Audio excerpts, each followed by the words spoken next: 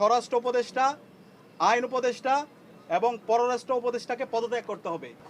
স্বরাষ্ট্র উপদেষ্টার সামনে স্বরাষ্ট্র উপদেষ্টার পদত্যাগের দাবি। বিষয়টা স্বাভাবিক মনে হলেও সেটা অস্বাভাবিক। স্বরাষ্ট্র উপদেষ্টা পদত্যাগের কথা শুনে নিজের মুখটা নিচু করে নেন। মনে হচ্ছিল লজ্জা দুঃখে তার চোখ ছলছল করছে, কেঁদে যাওয়ার অবস্থা। কিন্তু তিনি নিজেকে সামাল দিয়ে নেন, পরিস্থিতি নিয়ন্ত্রণে আনার চেষ্টা করেন। স্বরাষ্ট্র উপদেষ্টা বলেন, দাবি যৌক্তিক, আমরা দোয়া করি সাদিক কায়েম ভাই আমাদের মাঝে আবার সুস্থ হয়ে ফিরে আসুক।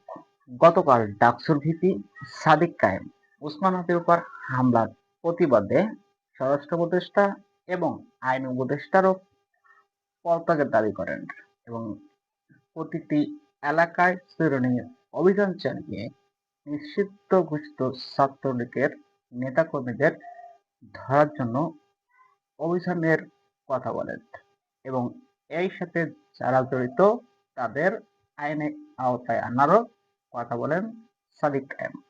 সেই সময় সাদিক কায়েম স্বরাষ্ট্র উপদেষ্টার সামনে সাদিক কায়েম স্বরাষ্ট্র উপদেষ্টা এবং আইন উপদেষ্টার পদত্যাগেরও দাবি করেন।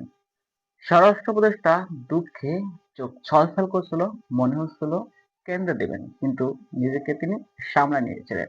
বললেন, দাবি যৌক্তিক এবং আমরা দোয়া করি আমাদের ভাই ওসমান হাদি আমাদের মাঝে সুস্থ হয়ে ফিরে আসুক।